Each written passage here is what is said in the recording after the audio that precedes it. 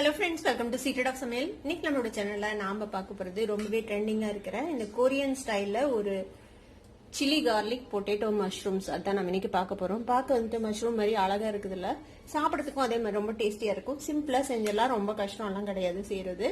வீட்டில் இருக்கிற இன்கிரீடியன்ஸ் வச்சு நீங்க ஈஸியா செய்யலாம் இது. சரி, வாங்க டிலே பண்ணாம இந்த சூப்பரான சில்லி கார்லிக் பொட்டேட்டோ மஷ்ரூம்ஸ் எப்படி செய்யலாம்னு பார்க்கலாம். ஒரு சாஸ்பேன்ல தண்ணி வந்துட்டு இந்த மாதிரி பாயில் ஆக வச்சிருக்கேன். இப்போ இதுல வந்துட்டு ஒரு 300 கிராம் அளவுக்கு உருளைக்கிழங்க தோல் நீக்கிட்டு இந்த மாதிரி பீசஸா வெட்டி வச்சிருக்கேன். இப்போ இதை வந்துட்டு நம்ம வேக வச்சுக்க போறோம். இந்த பாயிலிங் வாட்டர்ல போட்டுடலாம். இதுல உப்பு அதெல்லாம் எதுவுமே போட வேணாம், வெறுமனே உருளைக்கிழங்கு நம்ம வேக வைக்க போறோம். இதை வந்துட்டு ஓவர் குக் பண்ணக்கூடாது, கரெக்டா வெந்துடும். இப்போ இதை மூடி போட்டு நம்ம ஒரு 7 to 8 நிமிஷம் வந்துட்டு வேக வச்சுக்கலாம். இப்போ ஒரு 7 நிமிஷமா வெந்திருக்கு, நம்ம ஓபன் பண்ணி பார்க்கலாம். இப்போ இதை வந்துட்டு நம்ம குத்தி பார்க்கலாம். வெந்திருக்கணும், ஆனா ஓவர் குக் ஆயிருக்க கூடாதுங்க. பாருங்க, இது வந்துட்டு நல்லா கீழே வரைக்கும் பியர்ஸ் ஆகுது, ஆனா ஓவர் குக் ஆகல, ரொம்ப மேஷ் ஆகுற அளவுக்கு குக் ஆகல. இந்த அளவுக்கு குக் ஆனா போதும். இப்போ நம்ம இதை வந்துட்டு வடிச்சிடலாம். இப்போ ஒரு அகலமான பாத்திரத்துல இந்த மாதிரி ஒரு வடிகட்டி வச்சுக்கோங்க. இப்போ இதுல வந்துட்டு நம்ம வேக வச்ச இந்த உருளைக்கிழங்கு இருக்குதுல்ல, அதை வந்துட்டு இதுல வடிச்சு போட்டுக்கலாம். இப்ப இது வந்துட்டு சூடா இருக்கும் போதே நான் வந்து இதை மேஷ் பண்ணணும். இது இப்படியே மேஷ் பண்ணி இந்த இது வழியாவே மேஷ் பண்ணி விடுங்க. சூடா இருக்கும் போதே மேஷ் பண்ணுங்க, அப்பதான் மேஷ் பண்ண முடியும். ஏன்னா இது வந்து ரொம்ப ஓவரா குக் ஆகல இல்லையா, அதனால இந்த மாதிரி மேஷ் பண்ணி ஸ்மூத்தான ஒரு உருளைக்கிழங்கு நமக்கு தேவைப்படும். இப்போ எல்லா உருளைக்கிழங்கையும் இந்த மாதிரி நல்லா மேஷ் பண்ணி வச்சு பாருங்க, கீழே ஒட்டி இருக்கிறது எல்லாத்தையும் நம்ம இதுல போட்டுக்கலாம்.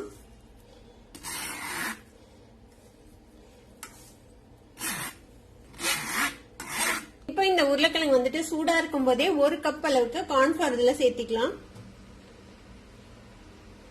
ஒரு 3/4 கப் சேர்த்திக்கலாம், தேவைப்பட்டா மறுபடியும் சேர்த்திக்கலாம். இப்போ இதை வந்துட்டு நம்ம இதோட சேர்த்து நல்லா மிக்ஸ் பண்ணிக்க போறோம்.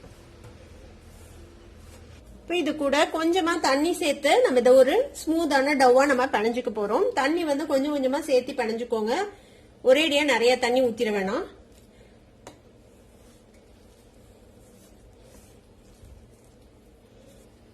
இப்போ இது மாதிரி ஒரு ஸ்மூத்தான டவ் ரெடி பண்ணி இருக்கிறோம். நம்ம வந்து 3/4 கப் அளவுக்கு இதுல கார்ன்ஃபிளவர் சேர்த்திருக்கிறோம், ஒரு 1/4 கப் தண்ணி சேர்த்திருப்போம். இதுல இது ரெடி பண்ணிட்டு உருட்டி பாத்துக்கோங்க, ஸ்மூத்தா வருதா அப்படின்னு சொல்லிட்டு, கிராக்ஸ் இல்லாம இந்த மாதிரி ஒரு ஸ்மூத்தான உருண்டையா வரணும்.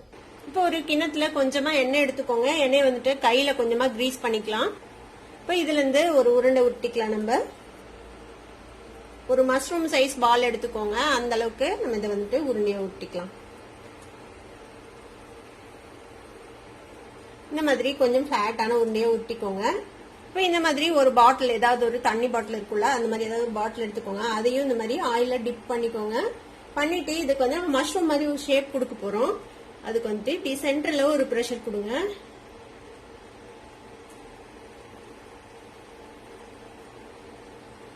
இப்போ பாத்தீங்கன்னா பாருங்க, அழகா ஒரு மஷ்ரூம் மாதிரி ஒரு ஷேப் கிடைச்சிருக்குது நம்மளோட டவுக்கு.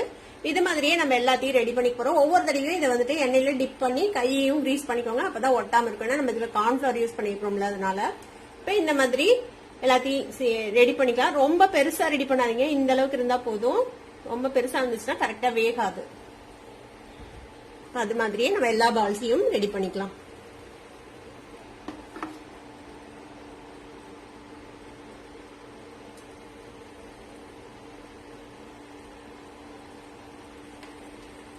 இப்ப பாருங்க, நம்மளோட பொட்டேட்டோ மஷ்ரூம்ஸ்ல ரெடி ஆயிடுச்சு. ஒரு 20 பீஸ் வந்திருக்கு நாம ரெடி பண்ண அளவுல.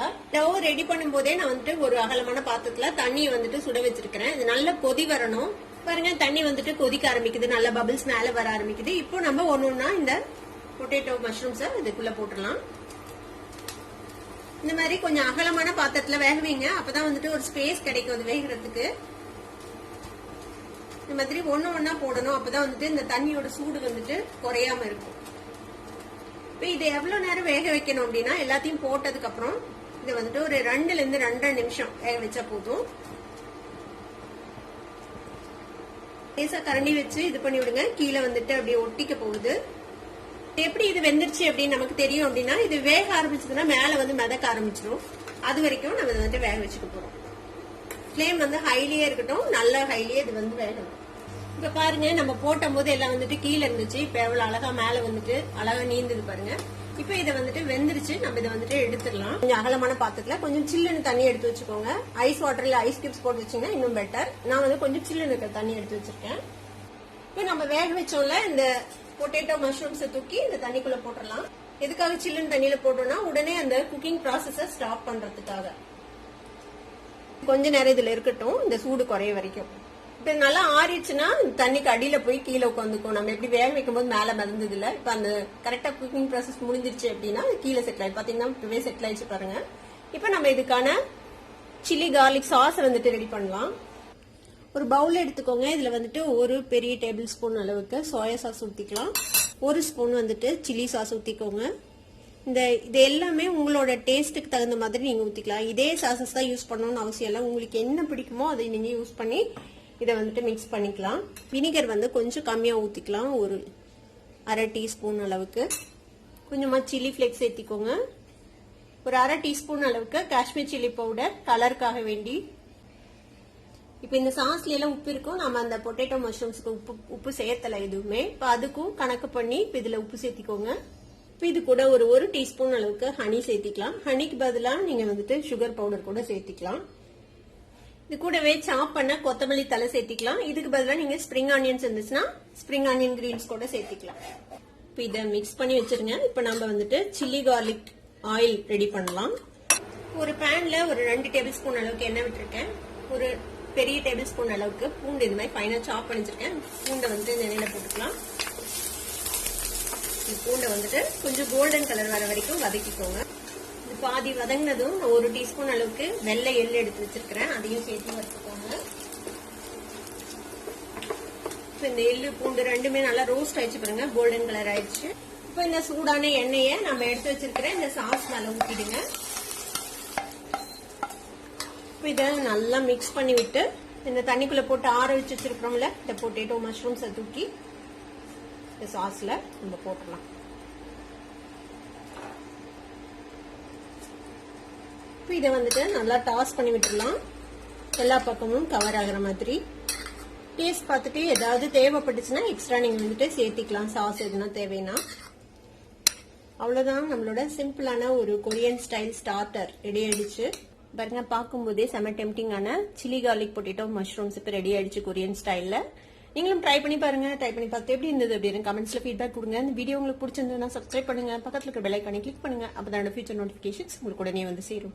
லைக் பண்ணுங்க, ஷேர் பண்ணுங்க. தேங்க்யூ ஃபார் வாட்சிங் this video viewers. Bye bye.